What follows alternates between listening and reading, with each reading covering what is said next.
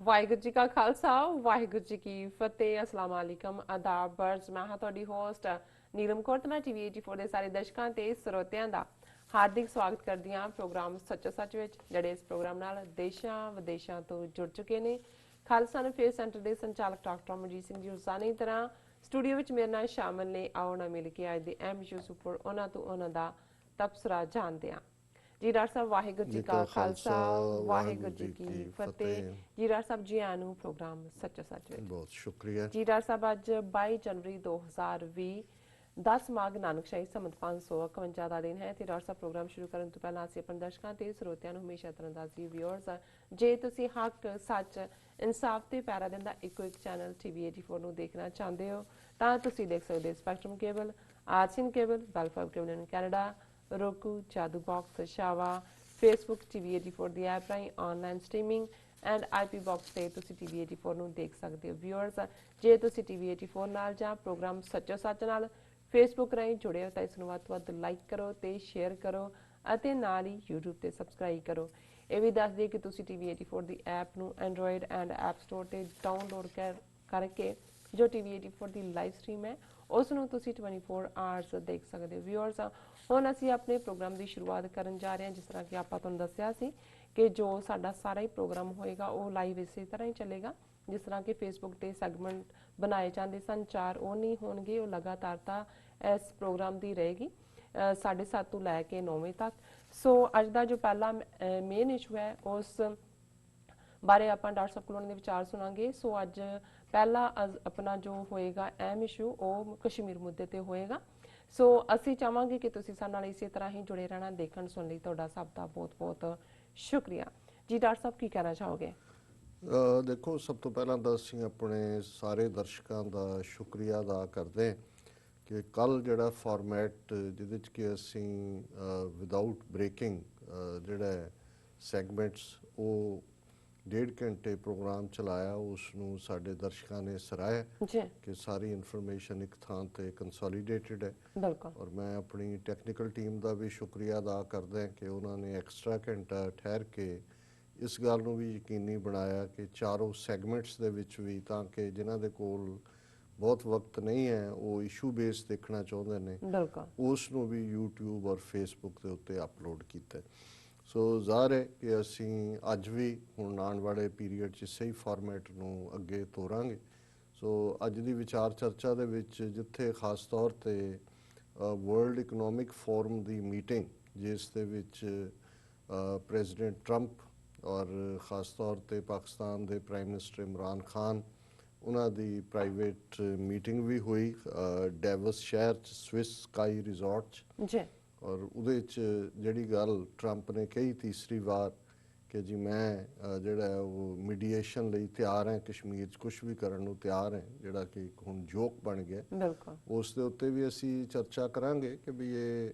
ਸਾਰਾ ਕੀ ਚੱਲ ਰਿਹਾ ਹੈ ਔਰ ਇਸ ਦੇ ਨਾਲ ਕਿਵੇਂ ਭਾਰਤ ਨੂੰ ਜਿਹੜਾ ਗਲੋਬਲ ਡੈਮੋਕ੍ਰੇਸੀ ਇੰਡੈਕਸ ਹੈ ਉਸ ਦੇ ਵਿੱਚ 10 ਨੁਕਤੇ 10 ਪੁਆਇੰਟ ਥੱਲੇ ਡਿੱਗਿਆ ਔਰ ਕਿਵੇਂ ਸਿਵਲ ਲਿਬਰਟੀਜ਼ ਔਰ ਦੂਸਰੀਆਂ ਸਾਰੀਆਂ ਕਰਟੇਲਡ ਨੇ ਔਰ ਉਹਨਾਂ ਦੀ ਇਕੋਨਮੀ ਕਿਸ ਹਾਲਤ 'ਚ ਜਾ ਰਹੀ ਹੈ। ਔਰ ਜ਼ਾਹਰਾ ਤੌਰ 'ਤੇ ਦੁਨੀਆ 'ਚ ਜਦੋਂ ਅਸੀਂ ਇੱਕ ਪਾਸੇ ਸ਼ੈਤਾਨਾਂ ਦੀ ਗੱਲ ਕਰਦੇ ਹਾਂ, ਸੰਸਾਰ ਸ਼ੈਤਾਨਾਂ ਨਾਲ ਭਰਿਆ ਹੋਇਆ, ਪਰ ਇਹਦੇ ਨਾਲ ਭਲੇ ਲੋਕ ਵੀ ਨੇ ਔਰ ਅਕਸਰ ਸਾਡੇ ਬਜ਼ੁਰਗ ਇਹ ਕਹਿੰਦੇ ਰਹੇ ਨੇ, ਹੁਣ ਵੀ ਕਹਿੰਦੇ ਨੇ ਕਿ ਦੁਨੀਆ ਦੇ ਵਿੱਚ ਜੇ ਦੁਨੀਆ ਖੜੀ ਹੈ ਤੇ ਚੰਗੇ ਲੋਕਾਂ ਦੇ ਸਿਰ ਤੇ ਖੜੀ ਹੈ। ਸੋ ਅਸੀਂ ਉਹਨਾਂ ਕੁਝ ਖਾਸ ਘਟਨਾਵਾਂ ਦਾ ਜ਼ਿਕਰ ਵੀ ਕਰਾਂਗੇ ਜਿਹੜੇ ਕਿ BBC ਦੇ ਇੱਕ ਬਲੌਗ ਦੇ ਵਿੱਚ ਵਸਤੁੱਲਾ ਖਾਨ ਦਾ ਬਲੌਗ ਹੈ, ਉਹਨਾਂ ਨੇ ਕੁਝ ਘਟਨਾਵਾਂ ਮੈਂਸ਼ਨ ਕੀਤੀਆਂ ਜਿਹੜੇ ਇਹ ਦੱਸਦੀਆਂ ਕਿ ਦੁਨੀਆ 'ਚ ਕਿਵੇਂ ਹੌਸਲੇ ਦੇ ਨਾਲ ਲੋਕ ਭਲੇ ਕੰਮਾਂ 'ਚ ਵੀ ਲੱਗੇ ਹੋਏ ਨੇ ਔਰ ਨਾਲ ਦੀ ਨਾਲ ਫਿਰ ਸਾਡਾ ਜਿਹੜਾ ਖਾਸ ਤੌਰ ਤੇ ਸਪਿਰਿਚੁਅਲਿਟੀ ਰੂਹਾਨੀਅਤ ਨਾਲ ਜੁੜਿਆ ਹੋਇਆ ਸੈਗਮੈਂਟ ਹੈ ਉਹ ਵੀ ਇਸ ਦਾ ਹਿੱਸਾ ਹੋਏਗਾ। ਸੋ ਇਹ ਜਿਹੜੇ ਸਾਡੇ ਨਾਲ ਨਵੇਂ ਵਿਊਅਰ ਜੁੜਦੇ ਨੇ, ਕਿਉਂਕਿ ਕੱਲ ਕਾਫੀ ਵੱਡੀ ਗਿਣਤੀ 'ਚ ਲਾਈਵ ਪ੍ਰੋਗਰਾਮ 'ਚ ਨਵੇਂ ਵਿਊਅਰਸ ਵੀ ਆਏ, ਉਹਨਾਂ ਨੂੰ ਇਹ ਆਈਡੀਆ ਹੋਏਗਾ ਕਿ ਇਸ ਦੀ ਪੂਰੀ ਡਿਸਕਸ਼ਨ ਇਹਨਾਂ ਦੇ ਦੁਆਲੇ ਘੁੰਮੇਗੀ। ਜ਼ਾਹਰ ਹੈ ਕਿ ਅੱਜ 169ਵਾਂ ਦਿਨ ਹੈ ਕਸ਼ਮੀਰ ਦੇ ਵਿੱਚ। ਉਹੀ ਕਹਾਣੀ, ਉਹੀ 1 ਮਿਲੀਅਨ ਫੌਜ, ਉਹੀ ਝੂਠੇ ਪੁਲਿਸ ਮੁਕਾਬਲਿਆਂ ਦੀ ਦਾਸਤਾਨ, ਉਹੀ ਭਾਰਤ ਭਰ ਦੀਆਂ ਜੇਲ੍ਹਾਂ ਦੇ ਵਿੱਚ ਜਿਸ ਨੂੰ ਇਹਨਾਂ ਦੇ ਫੌਜੀ ਜਿਹੜਾ ਜਨਰਲ ਸੀ, ਹੁਣ ਤਾਂ ਤਿੰਨੋਂ ਫੌਜਾਂ ਦੀ ਕਮਾਂਡ ਉਹਦੇ ਥੱਲੇ, ਉਹਨੂੰ ਸਪੈਸ਼ਲ ਇੱਕ ਅਹੁਦਾ ਬਣਾ ਕੇ ਬਿਪਨ ਰਾਵਤ,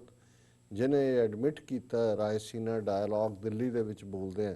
ਕਿ ਅਸੀਂ ਡੀ ਰੈਡੀਕਲਾਈਜੇਸ਼ਨ ਕੈਂਪ ਭਾਰਤ ਭਰ ਵਿੱਚ ਬਣਾਏ ਹੋਏ ਨੇ ਜੀ। ਔਰ ਜਿਉਂ ਹੀ ਉਹਦਾ ਇਹ ਐਡਮਿਟ ਕਰਨਾ ਸੀ, ਭਾਵੇਂ ਇਹ ਸਲਿਪ ਆਫ ਟੰਗ ਸੀ ਜਾਂ ਬਹੁਤ ਵਾਰੇ ਹੁੰਦਾ ਹੈ ਕਿ ਉਹ ਆਪਣੀ ਇੱਕ ਸ਼ੇਖੀ ਮਾਰਨ ਦੇ ਲਈ ਵੀ ਹੁੰਦਾ ਹੈ। ਔਰ ਨਾਲ ਦੀ ਨਾਲ ਜਿਹੜਾ inspector general police Jammu Kashmir 'ਚ ਹੈ ਦਲਵੀਰ ਸਿੰਘ, ਉਹਨੇ ਵੀ ਨਾਲ ਦੀ ਨਾਲ ਜਸਟੀਫਾਈ ਕੀਤਾ ਕਿ ਜੀ ਇਹਦੇ 'ਚ ਕੀ ਹਰਜ਼ ਹੈ। ਉਹਨੇ ਕਿਹਾ ਜੀ ਅਸੀਂ ਕਈ ਵਾਰੀ 10-10 12-12 ਸਾਲ ਦੇ ਮੁੰਡਿਆਂ ਨੂੰ ਵੀ ਜਦੋਂ ਪੁੱਛਦੇ ਆ ਉਹ ਅਜੀਬ ਜਿਹੀਆਂ ਗੱਲਾਂ ਕਰਦੇ ਨੇ। ਹੁਣ ਜ਼ਾਹਰ ਹੈ ਕਿ ਵੀ ਜਦੋਂ ਇਹ ਉਹਨਾਂ ਦੇ ਸਿਸਟਮ ਨੂੰ ਸਮਝ ਨਹੀਂ ਆ ਰਹੀ ਕਿ ਅਸੀਂ 72 ਸਾਲ ਤੋਂ ਉੱਥੇ ਪ੍ਰੈਜ਼ੈਂਸ ਰੱਖੀ ਹੋਈ ਹੈ, ਆਰਮੀ ਬੂਟ ਦੇ ਥੱਲੇ ਹੀ ਹੈ ਕਸ਼ਮੀਰ ਕਹਿਣ ਨੂੰ, ਭਾਵੇਂ ਉੱਥੇ ਇਲੈਕਸ਼ਨਸ ਵੀ ਹੁੰਦੀਆਂ ਰਹੀਆਂ। ਸ਼ੇਖ ਅਬਦੁੱਲਾ 16-17 ਸਾਲ ਜੇਲ੍ਹ ਚ ਰਿਹਾ, ਫਿਰ ਆ ਗਿਆ ਚੀਫ ਮਿਨਿਸਟਰ ਬਣ ਗਿਆ, ਫਿਰ ਉਹਦਾ ਮੁੰਡਾ ਆ ਗਿਆ ਫਾਰੂਕ ਅਬਦੁੱਲਾ, ਫਿਰ ਉਮਰ ਅਬਦੁੱਲਾ ਆ ਗਿਆ, ਫਿਰ ਮਹਿਬੂਬਾ ਮੁਫਤੀ ਆ ਗਈ। ਪਰ ਇਹਦੇ 'ਚ ਕੋਈ ਸ਼ੱਕ ਨਹੀਂ ਹੈ ਕਿ ਇਹ ਡਾਇਰੈਕਟਲੀ ਗਵਰਨਡ ਟੈਰੀਟਰੀ ਰਹੀ ਹੈ। ਸਿਰਫ ਇੰਨਾ ਫਰਕ ਸੀ ਕਿ ਡਿਸਪਿਊਟਡ ਟੈਰੀਟਰੀ ਸੀ। ਦੁਨੀਆ ਦੇ ਵਿੱਚ ਸਾਲ ਦੇ ਵਿੱਚ UN ਜਨਰਲ ਅਸੈਂਬਲੀ ਦਾ ਸੈਸ਼ਨ ਹੁੰਦਾ, ਉਹਦੇ 'ਚ ਕੋਈ ਗੱਲ ਉੱਠ ਪੈਂਦੀ ਸੀ। ਇਸ ਤੋਂ ਬਿਯੋਂਡ ਤਾਂ ਕੋਈ ਬਹੁਤਾ ਨਹੀਂ ਸੀ। ਔਰ ਹਾਂ, ਇਹ ਗੱਲ ਵਾਜਪਾਈ ਦੇ ਵੇਲੇ ਭਾਰਤ ਨੂੰ ਜ਼ਰੂਰ ਵਾਜ਼ਿਆ ਹੋਈ, ਕਿਉਂਕਿ ਉਹਨਾਂ ਦੀ ਆਪਣੀ ਐਸਪੀਰੇਸ਼ਨ ਗਲੋਬਲ ਲੈਵਲ ਤੇ ਕੁਝ ਕਰਨ ਦੀ ਰਹੀ ਹੈ, ਜਾਂ ਅਸੀਂ ਇੱਕ ਵੱਡਾ ਮੁਲਕ ਹੋਣ ਦੇ ਨਾਤੇ ਕਿ ਜੀ ਸਾਡੀ ਛਾਪ ਹੋਏ। ਤੇ ਇਹ ਉਹਨੇ ਰਿਅਲਾਈਜ਼ ਕੀਤਾ ਕਿ ਵੀ ਅਲਟੀਮੇਟਲੀ ਇਹ ਕਸ਼ਮੀਰ ਦਾ ਜਿਹੜਾ ਸਾਨੂੰ ਚੰਬੜਿਆ ਹੋਇਆ ਹੈ, ਔਰ ਬੇਸ਼ੱਕ ਉਹ ਸ਼ੂਦਰ ਹੀ ਸਮਝਦੇ ਨੇ ਕਿ ਵੀ ਅਸੀਂ ਬ੍ਰਾਹਮਣ ਕਿੱਥੇ ਜਾਣਾ ਸੀ, ਇਹ ਸ਼ੂਦਰ ਸਾਨੂੰ ਚੰਬੜੇ ਹੋਏ ਨੇ। ਸੋ ਉਹਨਾਂ ਨੇ ਇਹ ਕੋਸ਼ਿਸ਼ ਜਿਹੜੀ ਹੈ ਉਹ ਜ਼ਰੂਰ ਕਰਨ ਦੀ ਕੀਤੀ ਕਿ ਵੀ ਇਹ UN ਤੋਂ ਥੱਲੇ ਡੇਕ ਕੇ ਕਿਤੇ ਨਾ ਕਿਤੇ। ਔਰ ਉਸ ਵੇਲੇ 'ਚ ਮੁਸ਼ਰਫ ਦੇ ਜ਼ਮਾਨੇ 'ਚ ਜਿਹੜਾ ਡਾਇਲੌਗ ਆਗਰੇ 'ਚ ਵੀ ਹੋਇਆ ਕਿ ਜੀ ਕਸ਼ਮੀਰ ਨੂੰ 5 ਫੇਜ਼ ਪਲਾਨ ਔਰ ਬਾਰਡਰਸ ਪੋਰਸ ਹੋ ਜਾਣ, 6 ਸ਼ਹਿਰਾਂ ਨੂੰ ਇਧਰੋਂ ਉਧਰੋਂ ਬੱਸਾਂ ਚੱਲ ਪੈਣ, ਆਣ ਜਾਣ ਹੋ ਜਾਏ ਔਰ ਬਾਰਡਰਸ ਇਰਰੈਲੇਵੈਂਟ ਹੋ ਜਾਣ। ਪਰ ਉਹਨੂੰ ਅਸੀਂ ਦੇਖਦੇ ਹਾਂ ਕਿ ਐਨ ਫਾਈਨਲ ਸਟੇਜ ਤੇ ਜਦੋਂ ਈਵਨ ਉਹ ਗੱਲਬਾਤ ਵੀ ਜਾ ਰਹੀ ਸੀ ਤੇ ਨਾਗਪੁਰ ਹੈੱਡਕੁਆਰਟਰ ਤੋਂ RSS ਨੇ ਅਡਵਾਨੀ ਜਿਹੜਾ ਹੋਮ ਮਿਨਿਸਟਰ ਸੀ, ਉਹਦੇ ਰਾਹੀਂ ਉਹ ਸਾਰੇ ਨੂੰ ਸੈਬੋਟਾਜ ਕਰਵਾ ਦਿੱਤਾ। ਹਾਲਾਂਕਿ ਅਸੀਂ ਉਦੋਂ ਵੀ ਇਹ ਮਹਿਸੂਸ ਕਰਦੇ ਸੀ। ਔਰ ਇੱਥੇ ਸਕਾਈਲਰ ਕੋਰਟ ਦੇ ਵਿੱਚ ਇਹਨਾਂ ਦੀ UN ਪਲਾਜ਼ਾ 'ਚ ਇੱਕ ਮੀਟਿੰਗ, ਉਦੋਂ ਰਾਊਂਡ ਟੇਬਲ ਕਾਨਫਰੰਸ ਸੀ ਉਹਨਾਂ ਦਿਨਾਂ 'ਚ ਹੀ, ਕਿਉਂਕਿ ਇਹ ਮੁਸ਼ਰਫ ਦੀ 5 ਫੇਜ਼ ਪਲਾਨ ਚੱਲ ਰਹੀ ਸੀ। ਔਰ ਉਹ ਸਾਰੇ 'ਚ ਇਹਨਾਂ ਦੇ ਬੜੇ ਪ੍ਰੋਮੀਨੈਂਟ ਪੱਤਰਕਾਰ ਵੀ ਸਨ ਔਰ ਕਸ਼ਮੀਰੀ ਲੀਡਰ ਵੀ ਸੀ। ਔਰ ਮੈਂ ਉਹਦੇ 'ਚ ਵੀ ਇਹ ਕਿਹਾ ਸੀ, ਮੈਂ ਕਿਹਾ ਜੀ ਇਹ ਜਿਹੜਾ ਰਾਈਟ ਆਫ ਸੈਲਫ ਡਿਟਰਮੀਨੇਸ਼ਨ ਹੈ, ਇਹ ਇੱਕ ਕਿਲ੍ਹਾ ਹੈ ਜਿਸ ਦੇ ਵਿੱਚ ਤੁਸੀਂ ਮਹਿਫੂਜ਼ ਹੋ। ਜਿਸ ਦਿਨ ਤੁਸੀਂ ਕਿਲ੍ਹੇ ਤੋਂ ਬਾਹਰ ਨਿਕਲ ਕੇ ਕੋਈ ਹੋਰ ਗੱਲ ਕਰੋਗੇ, ਫਿਰ ਤੁਸੀਂ ਲਾਈਕ ਡਕਸ ਹੋਵੋਗੇ ਔਰ ਉਹ ਤੁਹਾਨੂੰ ਜਿਹੜਾ ਕੋਈ ਵੀ ਹੋਰ ਮਹਿਫੂਜ਼ ਨਹੀਂ ਕਰ ਸਕੇਗਾ ਕਿ ਵੀ ਇਹ ਉਹਨਾਂ ਦਾ ਸੁੱਟਿਆ ਹੋਇਆ ਜਾਲ ਹੈ, ਉਸ ਦੇ ਵਿੱਚ ਫਸਣਾ ਜਿਹੜਾ ਇਹ ਆਪਣੇ ਪੈਰਾਂ ਦੇ ਉੱਤੇ ਆਪ ਕੁਹਾੜੀ ਮਾਰਨਾ ਹੋਵੇਗਾ। ਉਹ ਚਲੋ ਚੰਗਾ ਹੋਇਆ ਕਿ ਵੀ ਉਹਨਾਂ ਨੇ ਈਵਨ ਗੱਲ ਤਾਂ ਉਹਨਾਂ ਦੀ ਜ਼ਹਿਨੀਅਤ ਇਹ ਹੈ, ਜਿਵੇਂ ਅਕਸਰ ਇਹਨਾਂ ਦੇ ਆਪਣੇ ਹੀ ਐਪਿਕ ਮਹਾਭਾਰਤ ਦੇ ਵਿੱਚ ਇਹ ਕਹਾਣੀ ਜਿਹੜੀ ਹੈ ਉਹ ਕੋਟ ਹੁੰਦੀ ਹੈ ਕਿ 5 ਪਾਂਡਵ ਭਰਾ ਜਿਨ੍ਹਾਂ ਦਾ ਆਪਣਾ ਹਾਰ ਇਹ ਸੀ ਕਿ ਉਹਨਾਂ ਨੇ ਆਪਣੀ ਜਨਾਨੀ ਵੀ ਗੈਂਬਲਿੰਗ ਦੇ ਵਿੱਚ, ਜੂਏ ਦੇ ਵਿੱਚ ਹਾਰ ਦਿੱਤੀ ਕੌਰਵਾਂ ਦੇ ਸਾਹਮਣੇ। ਪਰ ਇੱਕ ਡੀਲ ਸੀ ਕਿ ਜੀ ਠੀਕ ਹੈ 14 ਸਾਲ ਤੁਹਾਨੂੰ ਤੁਸੀਂ ਰਹੋਗੇ ਬਨਵਾਸ, 1 ਸਾਲ ਲੁੱਕ ਕੇ ਰਹੋਗੇ, ਫਿਰ ਤੁਹਾਨੂੰ ਤੁਹਾਡਾ ਰਾਜ ਵਾਪਸ ਕਰ ਦਿਆਂਗੇ। ਇਹ ਇਹਨਾਂ ਦਾ ਇਕਰਾਰ ਕਰਨੇ, ਵਾਅਦੇ ਕਰਨੇ, ਮੁਕਰਨਾ, ਜਿਵੇਂ ਆਰਟੀਕਲ 370 ਦੇ ਥੱਲੇ ਇਹਨਾਂ ਨੇ ਕਿਵੇਂ ਮੁਕਰੇ, ਜਾਂ ਸਿੱਖ ਕੌਮ ਦੇ ਨਾਲ ਜੋ 47 ਦੇ ਵਿੱਚ ਜਿਹੜੀ ਸਾਡੀ ਲੀਡਰਸ਼ਿਪ ਨੂੰ ਇਹਨਾਂ ਨੇ ਜਿਹੜਾ ਉਹ ਭੰਬਲ ਭੂਸੇ 'ਚ ਨਹੀਂ ਪਾਇਆ, ਧੋਖੇ 'ਚ ਲਿਆ, ਸਾਡੇ ਨਾਲ ਕੀ ਕੀਤਾ। ਸੋ ਇਹ ਇਹਨਾਂ ਦਾ ਕਸੂਰ ਨਹੀਂ ਹੈ, ਇਹੀ ਇਹਨਾਂ ਦੀ ਟ੍ਰੇਨਿੰਗ ਪ੍ਰੋਗਰਾਮਿੰਗ ਹੈ। ਔਰ ਜ਼ਾਹਰ ਹੈ ਕਿ ਜਦੋਂ ਉਹ ਵਾਪਸ ਪਾਂਡਵ ਮੁੜੇ, ਉਹਨਾਂ ਨੇ ਕਿਹਾ ਜੀ ਰਾਜ ਸਾਡਾ, ਉਹ ਕਹਿੰਦੇ ਭੁੱਲ ਜਾਓ। ਔਰ ਕ੍ਰਿਸ਼ਨ ਵਰਗਾ ਜਿਹਨੂੰ ਭਗਵਾਨ ਹੈ ਉਹਨੂੰ ਇਹਨਾਂ ਨੇ ਵਿਚੋਲਾ ਬਣਾਇਆ। ਉਹਨੇ ਕਿਹਾ ਜੀ ਇਹ 5 ਭਰਾ ਨੇ, ਚਲੋ ਤੁਸੀਂ ਉਹਨਾਂ ਦਾ ਰਾਜ ਨਹੀਂ ਦੇਣਾ, ਇਹਨਾਂ ਨੂੰ ਘੱਟੋ ਘੱਟ ਗੁਜ਼ਾਰੇ ਦੇ ਲਈ 5 ਪਿੰਡ ਹੀ ਦੇ ਦਿਓ। ਤੇ ਉਹਨਾਂ ਦੇ ਜਿਹੜੇ ਕੌਰਵ ਜਿਨ੍ਹਾਂ ਦੇ ਵਿੱਚ ਵੱਡੇ ਵੱਡੇ ਉਹਨਾਂ ਦੇ ਮਹਾਰਥੀ, ਕੋਈ ਦਰੋਣਾਚਾਰੀਆ ਬੈਠਾ ਹੈ, ਕੋਈ ਭੀਸ਼ਮ ਪਿਤਾਮਾ ਬੈਠਾ ਹੈ, ਜਿਨ੍ਹਾਂ ਨੂੰ ਇਹ ਬੜੇ ਰਿਸ਼ੀ ਔਰ ਮੁਨੀ ਔਰ ਕੀ ਕੀ ਕਹਿ ਕੇ ਅੱਜ ਵੀ ਯਾਦ ਕਰਦੇ ਨੇ। ਉਹ ਕਹਿੰਦੇ ਨੇ ਜੀ ਤੁਸੀਂ 5 ਪਿੰਡ ਮੰਗਦੇ ਹੋ, ਇਹਨਾਂ ਲਈ ਅਸੀਂ ਤਾਂ ਸੂਈ ਦੇ ਨੱਕੇ ਜਿੰਨੀ ਥਾਂ ਨਹੀਂ ਦੇਣੀ ਹੈ। ਸੋ ਇਹੀ ਇਹਨਾਂ ਦਾ ਬਿਹੇਵੀਅਰ ਹੈ। ਕਾਸ਼ ਸਾਡੀ ਲੀਡਰਸ਼ਿਪ ਨੂੰ ਜਾਂ ਜਿਹੜੇ ਜੰਮੂ ਕਸ਼ਮੀਰ ਨੂੰ ਲੀਡ ਕਰ ਰਹੇ ਸੀ ਉਸ ਜ਼ਮਾਨੇ 'ਚ 47 'ਚ ਸ਼ੇਖ ਅਬਦੁੱਲੇ ਵਰਗੇ ਜਾਂ ਮਾਸਟਰ ਤਾਰਾ ਸਿੰਘ ਸਾਡੇ ਇਧਰੋਂ ਇਹਨਾਂ ਨੂੰ ਸਮਝ ਹੁੰਦੀ ਕਿ ਕਿਹਨਾਂ ਦੇ ਨਾਲ ਉਹ ਡੀਲ ਕਰ ਰਹੇ ਨੇ। ਸੋ ਇੱਕ ਪਾਸੇ ਤਾਂ ਉਹਨਾਂ ਦਾ ਇਹ ਐਟੀਟਿਊਡ ਜਿਹੜਾ ਕਿ ਕਸ਼ਮੀਰ ਦੇ ਵਿੱਚ ਬਰਾਬਰ ਜਾਰੀ ਹੈ ਜ਼ੁਲਮ ਦਾ, ਕਿਵੇਂ ਉਹਨਾਂ ਨੇ ਆਪਣੇ ਜਿਹੜੇ ਨੇ ਇਨਸਾਈਡਰ ਵਿੱਚ ਵਾੜ ਕੇ ਪਾਰਲੀਮੈਂਟ ਤੇ ਅਟੈਕ ਦਾ ਡਰਾਮਾ ਕੀਤਾ 2001 'ਚ। ਉਹ ਵੀ ਇੱਕ ਡਰਾਮਾ ਸੀ ਤਾਂ ਕਿ ਜਿਹੜੇ ਇਹਨਾਂ ਦੀਆਂ ਆਪਣੀਆਂ ਕਾਲੀਆਂ ਕਰਤੂਤਾਂ ਨੇ ਔਰ ਦੁਨੀਆ ਦੇ ਵਿੱਚ ਇੱਕ ਵਿਕਟਮ ਦੇ ਤੌਰ ਤੇ ਆਪਣੇ ਆਪ ਨੂੰ ਪ੍ਰੈਜ਼ੈਂਟ ਕਰਨਾ, ਔਰ ਲਗਾਤਾਰਤਾ ਨਾਲ ਜਿਹੜਾ ਪਾਕਿਸਤਾਨ ਨੂੰ ਇਸ ਖਾਤੇ 'ਚ ਪਾਉਣ ਦੀ ਸੀ ਦਹਿਸ਼ਤਗਰਦੀ ਐਪੀ ਸੈਂਟਰ। ਔਰ ਜੇ ਅਸੀਂ ਨਰਿੰਦਰ ਮੋਦੀ ਦੀ ਪਿਛਲੀ ਟਰਮ ਦੇ ਵੇਲੇ ਦੇਖੀਏ ਤਾਂ ਉਹਨੇ ਹਰ ਇੰਟਰਨੈਸ਼ਨਲ ਕਾਨਫਰੰਸ 'ਚ, ਉਹ ਭਾਵੇਂ 5 ਉਹਨਾਂ ਮੁਲਕਾਂ ਦੀ ਸੀ ਜਿਨ੍ਹਾਂ ਦੇ ਵਿੱਚ ਜਿਹੜਾ ਬ੍ਰਾਜ਼ੀਲ, ਰਸ਼ੀਆ, ਇੰਡੀਆ, ਚਾਈਨਾ ਔਰ ਸਾਊਥ ਅਫਰੀਕਾ ਸੀ, ਜਾਂ ਹਾਰਟ ਆਫ ਏਸ਼ੀਆ ਕਾਨਫਰੰਸ ਸੀ, ਜਾਂ UN ਦੀ ਫੋਰਮ ਹੈ, ਇਕਨੋਮਿਕਲ ਫੋਰਮ ਹੈ। ਹੁਣ ਅਸੀਂ ਦੇਖ ਰਹੇ ਹਾਂ ਕਿ ਜਿਹੜੀ ਪਾਕਿਸਤਾਨ ਦੀ ਬਦਹਾਲੀ ਹੈ, ਖਾਸ ਤੌਰ ਤੇ ਜਿਹੜੀ ਤਲਵਾਰ ਇੰਟਰਨੈਸ਼ਨਲ ਮੋਨੀਟਰੀ ਫੰਡ ਨੇ ਲਟਕਾਈ ਜਾਂ ਫਾਈਨੈਂਸ਼ੀਅਲ ਟਾਸਕ ਫੋਰਸ ਨੇ, ਉਹ ਸਾਰੇ ਦੇ ਪਿੱਛੇ ਭਾਰਤ ਨੇ ਡਰਟੀ ਰੋਲ ਪਲੇ ਕੀਤਾ। ਹੁਣ ਇਸ ਸਾਰੇ ਦੇ ਹੁੰਦਿਆਂ ਵੀ ਇਹ ਪਾਕਿਸਤਾਨ 'ਚ ਇੱਕ ਹੋਪ ਇਮਰਾਨ ਖਾਨ ਦੇ ਨਾਲ ਆਈ। ਜ਼ਾਹਰ ਹੈ ਕਿ ਉਹਨੇ ਐਜ਼ ਏ ਕਲੀਨ ਸਲੇਟ ਸ਼ੁਰੂ ਕੀਤਾ। ਉਹ ਕੋਈ ਪਹਿਲਾਂ ਪਾਵਰ 'ਚ ਨਹੀਂ ਸੀ, ਜਸਟ ਪਹਿਲਾਂ ਇੱਕ ਨੈਸ਼ਨਲ ਅਸੈਂਬਲੀ ਦੇ ਮੈਂਬਰ ਹੀ ਚੁਣੇ ਗਏ, ਲੇਕਿਨ ਇੱਕ ਕਲੀਨ ਹਾਰਟਡ ਮੈਨ ਜਿਹੜੇ ਇੰਟਰਨੈਸ਼ਨਲੀ ਸੋਚ ਸਕਦੇ ਸੀ ਔਰ ਜਿਹੜੇ ਆਊਟ ਆਫ ਦਾ ਬਾਕਸ, ਜਿਸ ਜ਼ਮਾਨੇ ਦੇ ਵਿੱਚ ਸਾਰੀਆਂ ਸਿਆਸੀ ਪਾਰਟੀਆਂ 9/11 ਤੋਂ ਬਾਅਦ ਜੂਨੀਅਰ ਬੁਸ਼ ਉਹਦੀ ਬਿਡਿੰਗ ਦੇ ਉੱਤੇ, ਉਹ ਜਿਵੇਂ ਫਰੇਜ਼ ਹੈ ਕਿ ਜੀ ਤੁਹਾਨੂੰ ਜਿਹੜਾ ਉਹ ਬੈਂਡ ਕਰਨ ਲਈ ਕਿਹਾ ਸੀ, ਤੁਸੀਂ ਤਾਂ ਕ੍ਰੋਲ ਕਰਨ ਲੱਗ ਗਏ ਔਰ ਉਵੇਂ ਕਰਨ ਲੱਗ ਗਈਆਂ। ਉਦੋਂ ਵੀ ਇਮਰਾਨ ਖਾਨ ਦਾ ਘੱਟੋ ਘੱਟ ਅਫਗਾਨਿਸਤਾਨ ਪਾਲਿਸੀ ਜਾਂ ਅਮਰੀਕਾ ਦਾ ਜਿਹੜਾ ਹਮਲਾ ਸੀ ਉਸ ਬਾਰੇ ਹੀ ਕੰਸਿਸਟੈਂਟ ਪਾਲਿਸੀ ਰਹੀ ਕਿ ਇਹ ਸਾਡੀ ਜੰਗ ਨਹੀਂ ਹੈ ਔਰ ਇਸ 'ਚ ਅਸੀਂ ਬਿਲਕੁਲ ਸ਼ਮੂਲੀਅਤ ਨਹੀਂ ਕਰਨੀ ਚਾਹੀਦੀ ਸਾਨੂੰ। ਸੋ ਉਹਦਾ ਹੀ ਨਤੀਜਾ ਹੈ ਕਿ ਜਦੋਂ ਹੁਣ ਦੁਬਾਰਾ ਉਹ ਪਾਵਰ 'ਚ ਆਇਆ, ਇੱਕ ਕਲੀਨ ਮਾਈਂਡ ਨਾਲ ਉਹਨੇ ਅਫਗਾਨਿਸਤਾਨ ਇਸ਼ੂ 'ਚ ਵੀ ਜਿਹੜਾ ਡਾਇਲੌਗ ਆਲਰੇਡੀ ਸ਼ੁਰੂ ਹੋਇਆ ਹੋਇਆ ਸੀ ਅਮਰੀਕਾ ਦਾ ਤਾਲਿਬਾਨ ਦੇ ਨਾਲ ਦੋਹਾ ਕਤਰ ਦੇ ਵਿੱਚ ਆਪਣਾ ਹੈੱਡਕੁਆਟਰ ਬਣਾ ਕੇ, ਉਹਨੂੰ ਵੀ ਫੈਸਿਲੀਟੇਟ ਕਰਨ ਦੀ ਕੋਸ਼ਿਸ਼ ਕੀਤੀ ਤਾਂ ਕਿ ਅਮਰੀਕਾ ਜਿਹੜਾ ਹੈ ਉੱਥੋਂ ਨਿਕਲੇ, ਜਿਹੜੀ ਇਹਨਾਂ ਦੀ ਹਿਊਮਿਲੇਟਿੰਗ ਲਾਈਨ ਪਿਛਲੇ 20 ਸਾਲਾਂ ਦੀ ਬਣੀ ਹੋਈ ਹੈ ਉਸ 'ਚੋਂ ਨਿਕਲਣ। ਔਰ ਦੂਸਰੇ ਪਾਸੇ ਭਾਰਤ ਪ੍ਰਤੀ ਜਿਸ ਕਿਸਮ ਦਾ ਈਵਨ ਜਿਹੜਾ ਮੈਂ ਸਮਝਦਾ ਕਿ ਹੁਣ ਤੱਕ ਕਈ ਵਾਰੀ ਉਹ ਜ਼ਿਆਦਾ ਸੌਫਟ ਲੱਗਣ ਲੱਗ ਜਾਂਦਾ ਹੈ ਐਟੀਟਿਊਡ ਕਿ ਭਾਈ ਗੱਲਬਾਤ ਨਾਲ ਮਸਲੇ ਹੱਲ ਕਰੀਏ ਇਨਕਲੂਡਿੰਗ ਕਸ਼ਮੀਰ, ਔਰ ਅਸੀਂ ਦੋਨੋਂ ਨੇਬਰ ਗੁਰਬਤ ਨਾਲ ਲੜੀਏ, ਐਨਵਾਇਰਨਮੈਂਟ ਨਾਲ ਲੜੀਏ, ਜਿਹੜੀ ਇਲ ਹੈਲਥ ਔਰ ਦੂਸਰਾ ਉਹਦੇ ਨਾਲ ਲੜੀਏ। ਪਰ ਇੱਕ ਪਾਸੇ ਜਿਹੜਾ ਇਹ ਐਟੀਟਿਊਡ ਸੀ ਇਮਰਾਨ ਖਾਨ ਹੋਰਾਂ ਦਾ, ਈਵਨ 2019 ਦੀਆਂ ਚੋਣਾਂ ਦੇ ਵੇਲੇ ਵੀ ਜਦੋਂ ਮੋਦੀ ਸੈਕੰਡ ਟਰਮ ਲਈ ਰਨ ਕਰ ਰਿਹਾ ਸੀ, ਜਿਸ ਕਿਸਮ ਦਾ ਉਹਨਾਂ ਨੇ ਖੇਡ ਪੁਲਵਾਮਾ ਦੀ ਆੜ ਦੇ ਵਿੱਚ ਖੇਡਿਆ, ਬਾਲਾਕੋਟ ਉਹਨਾਂ ਦਾ ਪਾਇਲਟ ਵੀ ਉਹਨਾਂ ਨੇ ਕਾਬੂ ਕੀਤਾ ਪਾਕਿਸਤਾਨ ਨੇ, ਉਹਨੂੰ ਗ੍ਰੇਸਫੁਲੀ ਵਾਪਸ ਕਰ ਦਿੱਤਾ ਔਰ ਉਹਨੂੰ ਜਿਹੜਾ ਇਹਨਾਂ ਦਾ ਬਿਲਕੁਲ ਐਕਟ ਆਫ ਵਾਰ ਸੀ, ਲੇਕਿਨ ਇਹਦੇ ਬਾਵਜੂਦ ਜਿਹੜਾ ਉਹਨਾਂ ਨੇ ਆਪਣਾ ਰੈਸਟ੍ਰੇਂਟ ਰੱਖਿਆ, ਹਾਲਾਂ ਉਹਨਾਂ ਨੇ ਆਪਣਾ ਮਾਈਟ ਵੀ ਦਿਖਾਇਆ। ਔਰ ਇਸ ਸਭ ਦੇ ਬਾਵਜੂਦ ਇਹ ਕੋਸ਼ਿਸ਼ ਸੀ ਕਿ ਵੀ ਹੋ ਸਕਦਾ ਹੈ ਇਹ ਮੋਦੀ ਐਂਡ ਕੰਪਨੀ, ਇਹਨਾਂ ਨੇ ਚੋਣਾਂ ਤਾਂ ਜਿੱਤਣੀਆਂ ਸੀ, ਹੁਣ ਤਾਂ ਚੋਣਾਂ ਜਿੱਤ ਲਈਆਂ, 301 ਸੀਟਾਂ ਇਹਨਾਂ ਦੀਆਂ ਪਾਰਲੀਮੈਂਟ 'ਚ ਨੇ, ਹੁਣ ਇਹ ਕਰਨਗੇ। ਪਰ ਇਹ ਉਹੀ ਨਾਈਵ ਸੋਚਦੇ ਸੀ ਜਿਨ੍ਹਾਂ ਨੂੰ ਇਹ ਪਤਾ ਨਹੀਂ ਹੈ ਕਿ ਇਹਨਾਂ ਦੀ ਤਾਂ ਸਾਰੀ ਇਮਾਰਤ ਹੀ ਇਸ ਦੇ ਉੱਤੇ ਖੜੀ ਹੈ, ਨਫ਼ਰਤ ਦੇ ਉੱਤੇ, ਪਾਕਿਸਤਾਨ ਦੇ ਖਿਲਾਫ,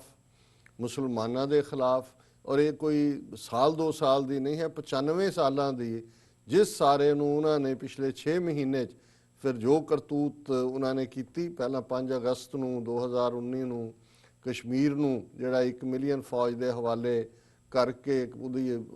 ਸਫਾਈ ਹਸਤੀ ਤੋਂ ਹੀ ਮਿਟਾ ਦਿੱਤਾ, ਜੰਮੂ ਕਸ਼ਮੀਰ ਸਟੇਟ ਦਾ ਵਜੂਦ। ਜਿਹੜੇ ਪ੍ਰੋ ਇੰਡੀਆ ਸੀ ਉਹ ਵੀ ਡੱਕੇ ਹੋਏ ਨੇ ਅੱਜ ਤੱਕ ਵੀ, ਉਮਰ ਅਬਦੁੱਲਾ, ਫਾਰੂਕ ਅਬਦੁੱਲਾ, ਮਹਿਬੂਬਾ ਮੁਫਤੀ। ਔਰ ਇੱਕ ਅੰਦਾਜ਼ੇ ਮੁਤਾਬਕ 14,000 ਤੱਕ ਹੁਣ ਮੈਂ ਫਿਗਰ ਵੀ ਦੇਖ ਰਿਹਾ ਜਿਨ੍ਹਾਂ ਦੀ 10-10, 12-12 ਸਾਲ ਦੇ ਬੱਚੇ ਬੱਚੀਆਂ ਨੇ, ਉਹਨਾਂ ਨੂੰ ਚੁੱਕ ਕੇ ਡੀ ਰੈਡੀਕਲਾਈਜੇਸ਼ਨ ਦੇ ਨਾਂ ਥੱਲੇ ਭਾਰਤ ਭਰ ਦੀਆਂ ਜੇਲ੍ਹਾਂ 'ਚ ਰੱਖਿਆ ਹੋਇਆ। ਉੱਥੇ ਸਾਰੀਆਂ ਸਿਵਲ ਲਿਬਰਟੀਜ਼ ਖਤਮ ਨੇ। ਹੁਣ ਇਹ ਇੱਕ ਪਾਸੇ ਤਾਂ ਕਿਉਂਕਿ ਦੁਸ਼ਮਣ ਬਾਤ ਕਰੇ ਅਨਹੋਣੀ, ਅਨਫੋਰਚੂਨੇਟਲੀ ਪਾਕਿਸਤਾਨ ਦੇ ਵਿੱਚ ਜਿਹੜੇ ਪਾਲਿਸੀ ਮੇਕਰ ਜਾਂ ਜੋ ਵੀ ਉਹਨਾਂ ਦੇ ਥਿੰਕਰ ਜਾਂ ਦੂਸਰੇ ਨੇ, ਉਹ ਸ਼ਾਇਦ ਉਹਨਾਂ ਨੂੰ ਖਾਬ 'ਚ ਵੀ ਨਾ ਹੋਏ ਜੋ 5 ਅਗਸਤ ਨੂੰ ਹੋਇਆ। ਪਰ ਇਹ ਵੀ ਇੱਕ ਪੋਸੀਬਿਲਿਟੀ ਹੈ ਕਿ ਉਹ ਕਈ ਵਾਰ ਅਸੀਂ ਜਦੋਂ ਕਿਸੇ ਚੀਜ਼ ਦਾ ਗੁੱਡ ਸਿਨੈਰੀਓ ਦੇਖਦੇ ਹਾਂ ਤੇ ਸਭ ਕੁਝ ਸਾਨੂੰ ਜਿਹੜਾ ਉਹ ਰੋਜ਼ੀ ਨਜ਼ਰ ਆਉਂਦਾ ਹੈ, ਸਭ 'ਚ ਹਰ ਚੀਜ਼ 'ਚ ਗੁਲਾਬ ਦੀ ਮਹਿਕ ਆਉਂਦੀ ਹੈ, ਉਹ ਭਾਵੇਂ ਕਿੱਕਰਾਂ ਦੇ ਕੋਲ ਸਾਨੂੰ ਖੜਾ ਕੀਤਾ ਹੋਏ। ਸੋ ਮੈਨੂੰ ਲੱਗਦਾ ਹੈ ਕਿਤੇ ਨਾ ਕਿਤੇ, ਪਰ ਇਸ ਸਾਰੇ ਦੇ ਵਿੱਚ ਜਿਹਦੇ ਲਈ ਮੈਂ ਸਮਝਦਾ ਹਾਂ ਵੀ ਸ਼ਾਇਦ ਇਹ ਜਿਹੜੀ ਮੇਕ ਗੁੱਡ ਫੀਲ ਵੀ ਜਾਂ ਪੋਜ਼ਿਟਿਵ ਹੈ, ਉਹਦੇ 'ਚ ਅਮਰੀਕਾ ਦਾ ਜਿਹੜਾ, ਜੇ ਮੈਂ ਇਹਦੇ ਲਈ ਲਫ਼ਜ਼ ਈਵਨ ਡਰਟੀ ਵੀ ਕਵਾਂ ਤੇ ਇਹ ਇੰਨਾ ਡਰਟੀ ਨਹੀਂ ਹੋਏਗਾ ਲਫ਼ਜ਼, ਕਿਉਂਕਿ ਇਸ ਪੀਰੀਅਡ 'ਚ ਇਮਰਾਨ ਖਾਨ ਜਦੋਂ ਦੇ ਪਾਵਰ 'ਚ ਆਏ ਔਰ ਹੁਣ ਜਦੋਂ ਅਸੀਂ ਇਸ ਆਫਰ ਦੀ ਗੱਲ ਕਰ ਰਹੇ ਹਾਂ ਜਿਹੜਾ ਕਿ ਟਰੰਪ ਇਮਰਾਨ ਖਾਨ ਔਰਾਂ ਦੀ ਮੀਟਿੰਗ ਔਰ ਮੀਡੀਆ ਮਿਲਣੀ ਦੇ ਨਾਲ ਹੋਈ, ਜਿਹਦੇ 'ਚ ਟਰੰਪ ਮਾਈ ਫਰੈਂਡ ਕਹਿ ਕੇ ਐਡਰੈਸ ਕਰ ਰਿਹਾ, ਇਹ ਤੀਸਰੀ ਮੀਟਿੰਗ ਹੈ। ਸਭ ਤੋਂ ਪਹਿਲਾਂ ਅਸੀਂ ਦੇਖਦੇ ਹਾਂ ਕਿ ਉਹਨਾਂ ਦੀ ਸਤੰਬਰ ਦੇ ਵਿੱਚ UN ਜਨਰਲ ਅਸੈਂਬਲੀ ਮੀਟਿੰਗ ਤੋਂ ਪਹਿਲਾਂ ਉਹ ਉਸ ਤੋਂ ਪਹਿਲੇ ਮਹੀਨੇ ਵਾਸ਼ਿੰਗਟਨ DC ਆਏ ਵਾਈਟ ਹਾਊਸ ਦੇ ਵਿੱਚ, ਔਰ ਉਹ ਪਹਿਲਾ ਮੌਕਾ ਸੀ ਜਦੋਂ ਕਿ ਉਸ ਜੁਆਇੰਟ ਪ੍ਰੈਸ ਕਾਨਫਰੰਸ ਦੇ ਵੇਲੇ ਇਮਰਾਨ ਖਾਨ ਨੇ ਜਿਹੜਾ ਆਪਣੇ ਵੱਲੋਂ ਤਾਂ ਅਜੇ ਕੋਈ ਗੱਲ ਨਹੀਂ ਸੀ, ਪਾਕਿਸਤਾਨੀ ਜਰਨਲਿਸਟ ਦੇ ਸਵਾਲ ਦੇ ਜਵਾਬ 'ਚ ਟਰੰਪ ਨੇ ਮੀਡੀਏਸ਼ਨ ਦੀ ਆਫਰ ਕੀਤੀ। ਹੁਣ ਜਾਂ ਉਹ ਮੀਟਿੰਗ ਕਿਹਨਾਂ ਹਾਲਾਤਾਂ 'ਚ ਕਿਹਨੇ ਕਰਵਾਈ, ਹਾਲਾਂਕਿ ਇਹ ਸੀ ਜ਼ਾਹਰ ਕਿ ਵੀ ਉਹ ਅਫਗਾਨਿਸਤਾਨ ਸਟ੍ਰੈਟਜੀ ਹੈ ਕਿ ਅਫਗਾਨਿਸਤਾਨ 'ਚੋਂ ਅਮਰੀਕਾ ਨਿਕਲਣਾ ਚਾਹੁੰਦਾ, ਔਰ ਜ਼ਾਹਰ ਹੈ ਕਿ ਪਾਕਿਸਤਾਨ ਦਾ ਉਹਦੇ 'ਚ ਮੇਨ ਰੋਲ ਹੈ, ਉਸ ਤੋਂ ਬਿਨਾਂ ਇਹ ਆਨਰੇਬਲ ਐਗਜ਼ਿਟ ਇਹਨਾਂ ਦਾ ਨਹੀਂ ਹੋ ਸਕਦਾ। ਔਰ ਉਸ ਮੀਟਿੰਗ ਦੇ ਥੱਲੇ ਇਹ ਅਫਗਾਨਿਸਤਾਨ ਦੇ ਨਾਲ ਡਾਇਲੌਗ ਸੀ, ਪਰ ਇਹ ਕਸ਼ਮੀਰ ਇਸ਼ੂ ਤੇ ਮੀਡੀਏਸ਼ਨ ਦੀ ਗੱਲ, ਵੈਦਰ ਜਿਹਨੂੰ ਅੰਗਰੇਜ਼ੀ 'ਚ ਰੂਜ਼ ਕਹਿੰਦੇ ਨੇ, ਇਹ ਕੋਈ ਇਸ ਕਿਸਮ ਦਾ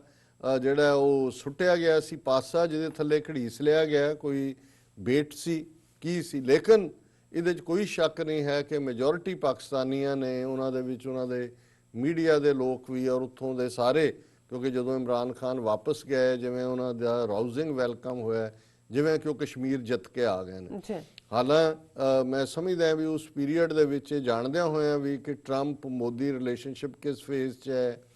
ਇੱਥੇ ਲੌਬੀ ਕੀ ਚੱਲ ਰਹੀ ਹੈ, ਵਿਦਨ ਕਾਂਗਰਸ ਕੀ ਹੈ, ਪਰ ਸ਼ਾਇਦ ਪਾਕਿਸਤਾਨ ਦੇ ਪਾਲਿਸੀ ਮੇਕਰਸ ਨੂੰ ਇਹ ਭੁਲੇਖਾ ਸੀ ਕਿ ਟਰੰਪ ਔਰ ਅਮਰੀਕਾ ਜਿਹੜਾ ਹੈ ਅਫਗਾਨਿਸਤਾਨ 'ਚੋਂ ਸੇਫ ਐਗਜ਼ਿਟ ਦੇ ਲਈ ਜਿਹੜਾ ਐਫਰਟ ਕਰ ਰਿਹਾ ਤਾਲਿਬਾਨ ਨੂੰ ਜਿਹੜਾ ਉਸ ਦੇ ਲਈ ਜਿਹੜਾ ਉਸ ਦੇ ਉਹਨਾਂ ਦੇ ਨਾਲ ਇੱਕ ਚੰਗਾ ਰਾਬਤਾ ਰੱਖਿਆ ਹੋਇਆ, ਕਿਉਂਕਿ ਜਿਵੇਂ ਮੈਂ ਕਿਹਾ ਕਿ ਇਮਰਾਨ ਖਾਨ ਪਹਿਲੇ ਦਿਨ ਤੋਂ ਹੀ ਇਸ ਜੰਗ ਦੇ ਖਿਲਾਫ ਸੀ, ਇਸ ਲਈ ਤਾਲਿਬਾਨ ਦੇ ਵਿੱਚ ਉਸ ਦੀ ਇੱਕ ਮੋਰਲ ਹਾਈ ਗਰਾਊਂਡ ਵੀ ਸੀ, ਔਰ ਸ਼ਾਇਦ ਉਹਨਾਂ ਨੂੰ ਲੱਗਿਆ ਕਿ ਵੀ ਅਮਰੀਕਾ ਜਿਹੜਾ ਉਸ ਖਿੱਤੇ ਦੇ ਵਿੱਚ ਹੁਣੇ ਕਸ਼ਮੀਰ ਨੂੰ ਵੀ ਰਿਜ਼ੋਲਵ ਕਰਨਾ ਚਾਹੁੰਦਾ। ਮੈਂ ਸਮਝਦਾ ਵੀ ਉਹ ਹੋਪ ਇੰਨੀ ਇੱਕ ਰੇਜ਼ ਹੋਈ ਔਰ ਨਤੀਜੇ ਦੇ ਤੌਰ ਤੇ ਫਿਰ ਜੋ ਕੁਛ ਇਹਨਾਂ ਇਸ ਪੀਰੀਅਡ ਦੇ ਵਿੱਚ ਵਾਪਰਿਆ, ਜਦੋਂ ਕਿ ਉਹ ਦੁਬਾਰਾ ਜਿਹੜੇ ਨੇ ਉਹ UN ਦੇ ਵਿੱਚ ਆਏ ਜਨਰਲ ਅਸੈਂਬਲੀ ਵੇਲੇ, ਉਦੋਂ ਫਿਰ ਸਾਈਡ ਲਾਈਨ ਦੇ ਉੱਤੇ ਇਮਰਾਨ ਖਾਨ ਦੇ ਨਾਲ ਪ੍ਰੈਜ਼ੀਡੈਂਟ ਟਰੰਪ ਨੇ ਮੁਲਾਕਾਤ ਤੋਂ ਬਾਅਦ ਮੀਡੀਆ ਨੂੰ ਅਗੇਨ ਉਹੀ ਜਿਹੜਾ ਕਿ ਜੀ ਮੈਂ ਤਿਆਰ ਹੈ ਕਸ਼ਮੀਰ ਦੇ ਮੁੱਦੇ ਤੇ, ਔਰ ਉਸ ਤੋਂ ਬਾਅਦ ਅਸੀਂ ਦੇਖਦੇ ਹਾਂ ਕਿ ਵੀ ਇਹ ਸਾਰਾ ਜੋ ਕੁਝ ਚੱਲ ਰਿਹਾ ਹੈ ਹੁਣ ਤੀਸਰੀ ਵਾਰ ਹੈ। ਹੁਣ ਤੁਸੀਂ ਇਹਨੂੰ ਕੀ ਕਹੋਗੇ ਕਿ ਵੀ ਅਮਰੀਕਾ ਜਿਹੜਾ ਹੈ ਕੋਈ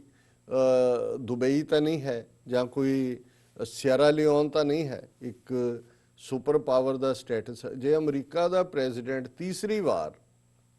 ਇਹ ਕਰਦਾ, ਜਾਂ ਤਾਂ ਇਹ ਜੋਕ ਹੈ ਜਾਂ ਇਹ ਜ਼ਖਮਾਂ ਤੇ ਲੂਣ ਛਿੜਕਣਾ ਹੈ। ਇੱਕ ਤਾਂ ਇਹ ਹੁੰਦਾ ਔਰ ਇਹਦੇ ਲਈ ਕੋਈ ਐਫਰਟ ਵੀ ਨਹੀਂ ਹੈ। ਔਰ ਮੈਂ ਜਦੋਂ ਇਹ ਅੱਜ ਪੜ੍ਹ ਰਿਹਾ ਸੀ ਤਾਂ ਮੈਨੂੰ ਇੱਕ ਕਹਾਣੀ ਜਿਹੜੀ ਕਦੇ ਸੁਣੀ ਜਾਂ ਪੜ੍ਹੀ ਉਹ ਆਈ ਕਿ ਵੀ ਜੰਗਲ ਦੇ ਜਾਨਵਰਾਂ ਨੇ ਜਿਹੜਾ ਇੱਕ ਚਾਂਬਲੇ ਹੋਏ ਬਾਂਦਰ ਨੂੰ ਜਿਹੜਾ ਹੋਰ ਚੰਬੜਾ ਦਿੱਤਾ, ਕਹਿ ਕੇ ਕਿ ਐਵੇਂ ਸ਼ੇਰ ਜਿਹੜਾ ਇਹ ਬੜਾ ਮਾਰਦਾ, ਆਪਣੇ ਦਹਾੜਦਾ ਔਰ ਭਵਕਾਰ ਮਾਰਦਾ, ਇਹਦਾ ਕੀ ਆ, ਅਸੀਂ ਇੰਨੇ ਜਾਨਵਰ ਹੈ ਕਿਉਂ ਨਹੀਂ ਇਕੱਠੇ ਹੋ ਕੇ ਇਹਨੂੰ ਕਰ ਸਕਦੇ, ਅਸੀਂ ਤੈਨੂੰ ਲੀਡਰ ਬਣਾ ਦਿੰਦੇ। ਉਹਨੇ ਕਿਹਾ ਜੀ ਗੱਲ ਹੀ ਕੋਈ ਨਹੀਂ ਹੈ, ਬਾਂਦਰ ਨੂੰ ਲੀਡਰ ਬਣਾ ਦਿੱਤਾ। ਉਹ ਅਗਲੇ ਦਿਨ ਸ਼ੇਰ ਜਿਹੜਾ ਚੁੱਕ ਕੇ ਲੈ ਗਿਆ ਕੋਈ ਜੰਗਲੀ ਜਾਨਵਰ ਆਪਣੇ ਫੂਡ ਦੇ ਲਈ, ਉਹ ਸਾਰੇ ਜਾਨਵਰ ਇਕੱਠੇ ਹੋ ਕੇ ਆਏ ਸ਼ੇਰ ਉਹਦੇ ਕੋਲ, ਬਾਂਦਰ ਕੋਲ, ਹਾਂਜੀ ਕਿ ਜੀ ਰਾਜਾ ਜੀ ਇਹ ਹੋ ਗਿਆ, ਹੁਣ ਕੁਛ ਕਰੋ। ਤੇ ਜਿਉਂ ਹੀ ਉਹ ਗੱਲ ਕਰਨ, ਉਹ ਛਾਲ ਮਾਰ ਕੇ ਇੱਕ ਤੋਂ ਦੂਜੇ ਦਰਖਤ ਤੇ ਚਲਾ ਜਾਏ, ਉਹ ਫੇਰ ਗੱਲ ਕਰਨ ਉਧਰੋਂ ਇੱਧਰ ਆ ਜਾਏ, ਘੰਟਾ ਲੰਘ ਗਿਆ। ਉਹਨਾਂ ਨੂੰ ਕਹਿੰਦੇ ਜਨਾਬ ਤੁਹਾਨੂੰ ਕਿਹਾ ਹੈ ਕਿ ਵੀ ਜੇ ਹੁਣ ਤੁਸੀਂ ਰਾਜੇ ਹੋ ਕੁਛ ਕਰੋ। ਕਹਿੰਦਾ ਦੇਖੋ ਕਰਾਂਗਾ ਜਾਂ ਨਹੀਂ ਕਰਾਂਗਾ, ਮੈਂ ਕਰਾਂਗਾ ਜ਼ਰੂਰ, ਮੈਂ ਦੌੜ ਭੱਜ ਤਾਂ ਕਰ ਰਿਹਾ ਨਾ। ਸੋ ਹੁਣ ਇਹ ਤਾਂ ਟਰੰਪ ਦੇ ਮਾਮਲੇ 'ਚ ਤਾਂ ਇਹ ਵੀ ਨਹੀਂ ਨਜ਼ਰ ਆਇਆ ਕਿ ਵੀ ਘੱਟੋ ਘੱਟ ਕੋਈ ਦੌੜ ਭੱਜ ਹੀ ਕਰ ਰਿਹਾ ਹੋਏ, ਕਿ ਵੀ ਤਲਬ ਕੀਤਾ ਹੋਏ, ਸੰਮਨ ਕੀਤਾ ਹੋਏ, ਕੋਈ ਆਪਣਾ ਫਾਰਮੈਟ ਐਲਾਨਿਆ ਹੋਏ। ਹੁਣ ਇਹ ਕਹੀ ਜਾਣਾ ਕਿ ਜੀ ਮੈਂ ਗੱਲ ਕਰਾਂਗਾ, ਹੁਣ ਵੀ ਜਿਹੜੇ ਟਰੰਪ ਦੇ ਲਫ਼ਜ਼ ਨੇ ਜਿਸ ਨੂੰ ਜਿਹੜਾ ਮਰਜ਼ੀ ਜਿੱਧਰ ਮਰਜ਼ੀ ਇੰਟਰਪ੍ਰੇਟ ਕਰੇ, ਉਹਦੇ 'ਚ ਉਹਨੇ ਕਿਹਾ what's going on between Pakistan and India, if we can help, we certainly will be willing to. We have been watching it very closely and it is an honor to be here with my friend. ਹੁਣ ਦੇਖੋ ਵੀ ਇਸ ਤੋਂ ਵੱਧ ਕੇ ਉਹ ਸਾਡੇ ਪੰਜਾਬੀ 'ਚੋਂ ਫੱਫੇ ਕੁੱਟਣੀਆਂ ਜਨਾਨੀਆਂ ਹੁੰਦੀਆਂ, ਜਿਹਨੂੰ ਕਹਿੰਦੇ ਨੇ, ਉਹ ਅੰਗਰੇਜ਼ੀ ਤਾਂ ਨਹੀਂ ਉਹਦੀ ਸਮਝਾਈ ਜਾ ਸਕਦੀ ਵੀ ਕੀ ਹੁੰਦੀ ਹੈ, ਕਿ ਵੀ ਹੁਣ ਇਹ ਇੱਕ ਫੱਫੇ ਕੁੱਟਣ ਵਾਲਾ ਬਿਆਨ ਨਹੀਂ ਹੈ, ਤੇ ਹੋਰ ਇਹ ਕੀ ਹੈ ਕਿ ਵੀ ਉਹ ਕਹਿ ਰਿਹਾ ਹੈ ਕਿ ਜੀ ਮੈਂ ਤਿਆਰ ਹਾਂ ਜੀ, ਮੈਂ ਜੇ ਮੈਂ ਕੁਝ ਕਰ ਸਕਾਂ, ਔਰ ਇਹ ਜਿਹੜਾ if we can help we will certainly, ਤੁਹਾਡੀ ਜ਼ਿੰਮੇਵਾਰੀ ਹੈ। ਬਿਲਕੁਲ UN ਸਿਕਿਉਰਿਟੀ ਕਾਉਂਸਲ 'ਚ ਤੁਸੀਂ ਬੈਠੇ ਹੋਏ ਹੋ, ਜਦੋਂ ਜਿੱਥੇ ਕਿ ਇਹ ਇਸ਼ੂ ਗਿਆ, ਤੁਸੀਂ ਵੱਡਾ ਚੁੱਕਿਆ ਹੋਇਆ, ਇੱਥੇ ਦੁਨੀਆ ਦਾ ਵੱਡਾ ਬੁੱਤ ਲਾਇਆ ਹੋਇਆ ਜਿਹੜਾ ਉਹ ਸਟੈਚੂ ਆਫ ਲਿਬਰਟੀ ਦਾ, ਤੁਸੀਂ ਮਾਮੇ ਬਣੇ ਹੋਏ ਹੋ ਜਿਹੜੀ ਹੈ ਜਮਹੂਰੀਅਤ ਦੇ ਵੀ ਔਰ ਹਿਊਮਨ ਰਾਈਟਸ ਦੇ ਵੀ ਔਰ ਦੂਸਰੇ ਵੀ। ਉੱਥੇ 80 ਲੱਖ ਲੋਕ ਜੋ ਉਹਨਾਂ ਦੀ ਹਾਲਤ ਕੀਤੀ ਹੋਈ ਹੈ, ਜੋ ਔਰ ਉਹ ਕੱਲੀ ਵਾਇਲੇਸ਼ਨ ਕੋਈ ਇਹ ਨਹੀਂ ਹੈ ਵੀ ਇੰਡੀਅਨ ਕਨਸਟੀਟਿਊਸ਼ਨ ਦੇ ਆਰਟੀਕਲ 370 ਦੀ ਵਾਇਲੇਸ਼ਨ ਹੈ, ਉਹ ਹਰ ਚੀਜ਼ ਦੀ ਵਾਇਲੇਸ਼ਨ ਹੈ, ਉਹ ਇੰਟਰਨੈਸ਼ਨਲ ਕੋਵੈਨੈਂਟਸ ਦੀ, ਇੰਟਰਨੈਸ਼ਨਲ ਲਾਅ ਦੀ, UN ਸਿਕਿਉਰਿਟੀ ਕਾਉਂਸਲ ਰੈਜ਼ੋਲੂਸ਼ਨ ਦੀ, ਈਵਨ ਸ਼ਿਮਲਾ ਐਗਰੀਮੈਂਟ ਦੀ, ਜਿਹਦਾ ਇਹ ਮੰਤਰ ਬਾਰ-ਬਾਰ ਪੜ੍ਹਦੇ ਨੇ, ਸ਼ਿਮਲਾ ਐਗਰੀਮੈਂਟ, ਉਹਦੇ 'ਚ ਵੀ ਬਾਈਲੇਟਰਲ ਹੈ, ਜੇ ਉਹਦੀ ਵੀ ਗੱਲ ਕਰ ਲਓ। ਇਹ ਤਾਂ ਯੂਨੀਲੇਟਰਲ ਕੀ, ਇਹ ਤਾਂ ਈਵਨ ਕੈਬਨਿਟ 'ਚ ਵੀ ਨਹੀਂ ਡਿਸਕਸ ਹੋਇਆ ਜਿਹੜਾ ਇਹਨਾਂ ਨੇ ਫੈਸਲਾ ਆਰਟੀਕਲ 370 ਦਾ ਲਿਆ। ਸੋ ਮਤਲਬ ਇਹ ਹੈ ਕਿ ਇਹ ਇੱਕ ਹੋਰ ਧੋਖੇਬਾਜ਼ੀ ਵਾਲੀ ਗੱਲ, ਔਰ ਜ਼ਾਹਰ ਹੈ ਕਿ ਵੀ ਉਹਨਾਂ ਨੂੰ ਜਿਹੜਾ ਟਰੰਪ ਨੇ ਆਪਣਾ, ਜਿਹਨੂੰ ਇਹ ਕਹਿੰਦੇ ਨੇ ਕਿ he has again thrown his hat in the ring for 2020 election, ਰੀ ਇਲੈਕਸ਼ਨ,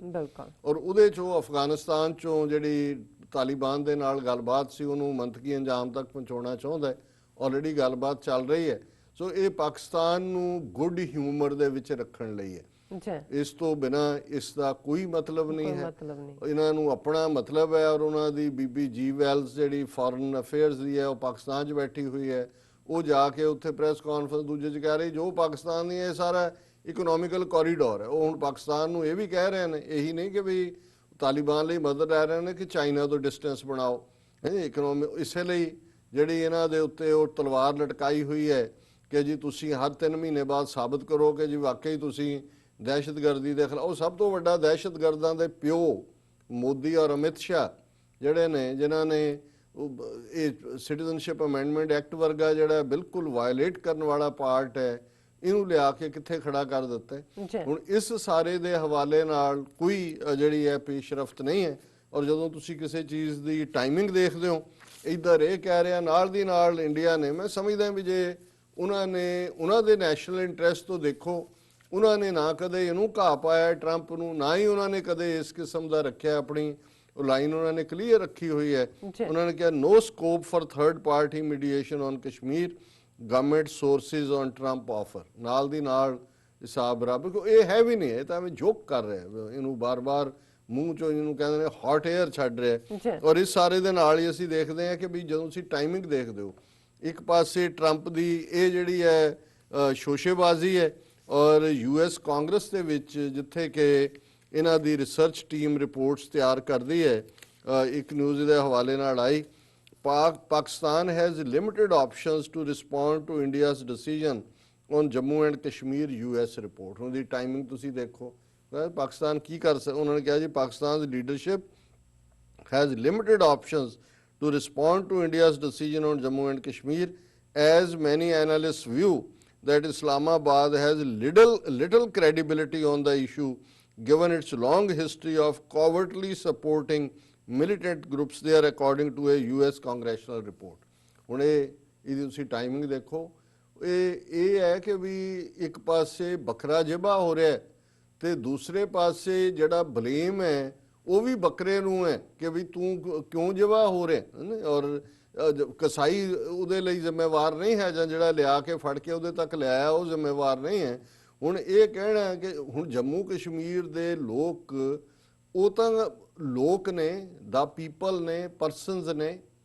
ਉਹਨਾਂ ਦੀ ਸਫਰਿੰਗ, ਉਹਨਾਂ ਦਾ ਮਸਲਾ। ਔਰ ਹਰ ਵਾਰ ਅਮਰੀਕਾ ਇਹ ਕਹਿੰਦਾ ਰਿਹਾ ਸਟੇਟਮੈਂਟ 'ਚ ਕਿ ਜੀ ਇਹ ਗੱਲਬਾਤ ਜਿਹੜੀ ਆ ਆਪਸ ਸੈਟਲ ਕਰਨ, but people of Jammu and Kashmir should be taken into consideration or taken into confidence or should be a part of any deal. Pakistan ਨੂੰ ਛੱਡ ਦਿਓ ਪਾਸੇ, ਉਹ ਤੁਹਾਡੇ ਕਹਿਣ ਮੁਤਾਬਕ ਕੋਵਿਡ ਕਰ। what about the people of Jammu and Kashmir? ਹੁਣ ਇਹ ਉਹਨਾਂ ਨੇ ਜਿਹੜੀ ਕਾਂਗਰੈਸ਼ਨਲ ਰਿਸਰਚ ਸਰਵਿਸ ਹੁੰਦੀ ਹੈ CRS, ਉਹਨਾਂ ਨੇ ਸੈਕੰਡ ਰਿਪੋਰਟ ਕਸ਼ਮੀਰ ਤੇ ਕੱਢੀ ਹੈ 6 ਮਹੀਨੇ ਦੇ ਵਿੱਚ, ਕਿਉਂਕਿ ਇਸ ਦੇ ਉੱਤੇ ਇੰਟਰਨੈਸ਼ਨਲ ਰਿਲੇਸ਼ਨਸ ਕਮੇਟੀ ਦੇ ਵਿੱਚ ਹੀਅਰਿੰਗ ਹੋਈਆਂ, ਕਾਂਗਰਸਮੈਨ ਸ਼ਰਮਨ ਨੇ ਕੀਤੀ, ਫਿਰ ਇੱਕ ਨੂੰ ਬਰੀਫ ਜਿਹੜਾ ਕੀਤਾ ਕਿ ਭਾਈ ਕਿਵੇਂ ਇੰਡੀਆ ਦੇ ਵਿੱਚ ਜਿਹੜਾ ਉਹ ਚੱਲ ਰਿਹਾ ਮੁਸਲਮਾਨਾਂ ਦੇ genocide the